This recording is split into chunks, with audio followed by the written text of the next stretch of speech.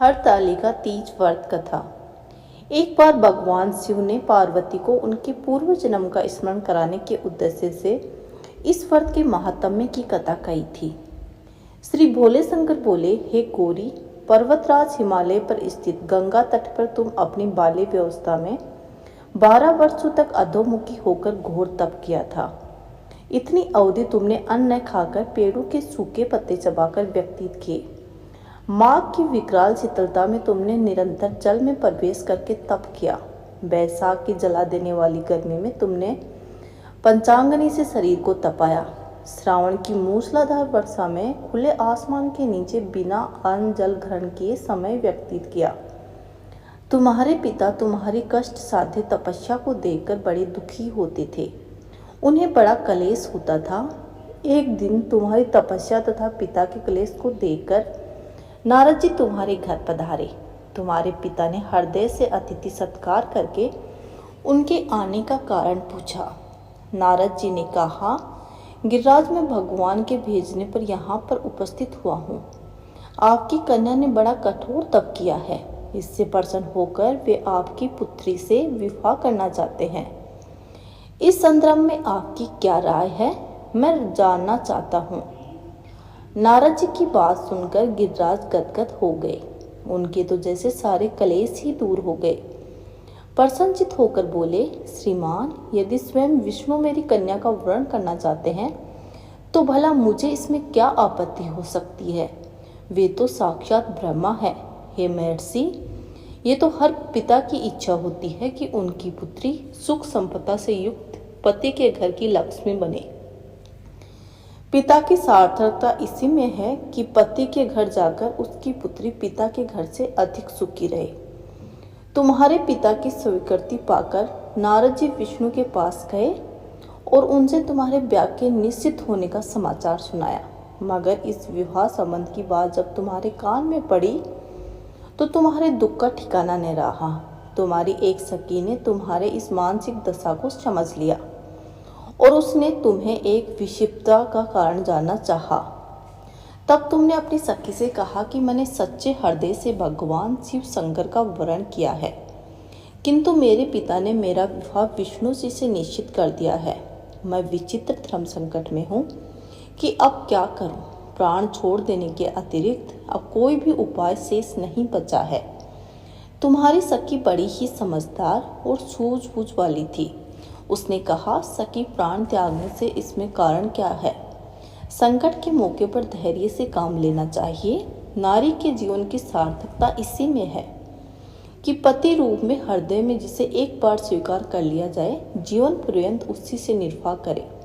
सच्ची आस्था और एक निष्ठा के समक्ष ईश्वर को भी समर्पण करना पड़ता है। मैं तुम्हें घनघोर जंगल में ले चलती हूँ, जो साधना इसलिए भी हो और वहाँ तुम्हारे पिता तुझे खोज भी ना पाए। वहाँ तुम साधना में लीन हो जाना। मुझे विश्वास है कि ईश्वर अवश्य ही तुम्हारी सहायता करेंगे। तुमने ऐसा ही किया। तुम्हारे पिता तुम्हें घर में न पाकर बड़े दुखी और चिंतित हुए। वे सोचने लगे कि यदि तुम कहाँ चली गई हो, मैं विष्णु जी से उसका विवाह करने का प्रण कर चुका हूँ।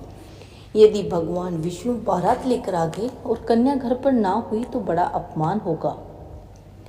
मैं तो यही मुंह दिखाने के योग्य भी नहीं रहूंगा। यही सब सोचकर गिरिराज ने जोर शोर से तुम्हारी खोज शुरू करवा दी।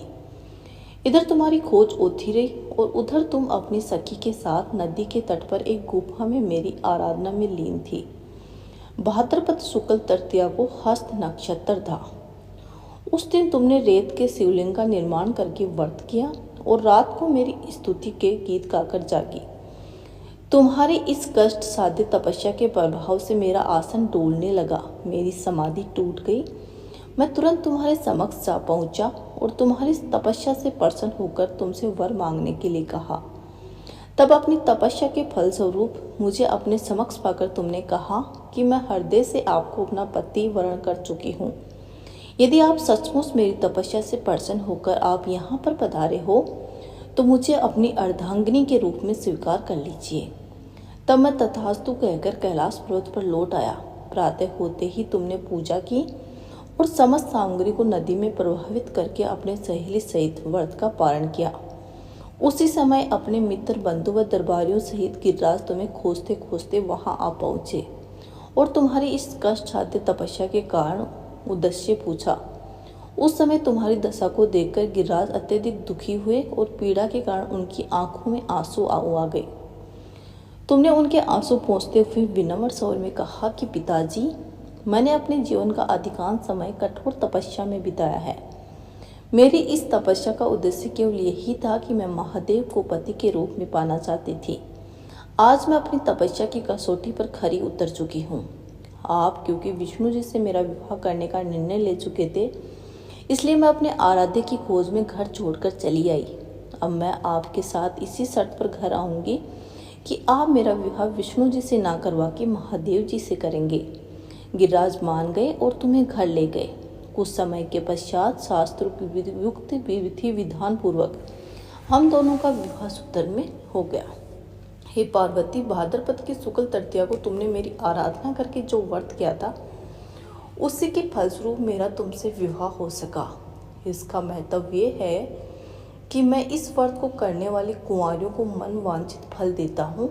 इसलिए सौभाग्य की इच्छा करने वाली प्रत्येक व्यक्ति को ये व्रत पूरी निष्ठा तथा ईमानदारी तथा शिव जी में आस्था के साथ करना चाहिए।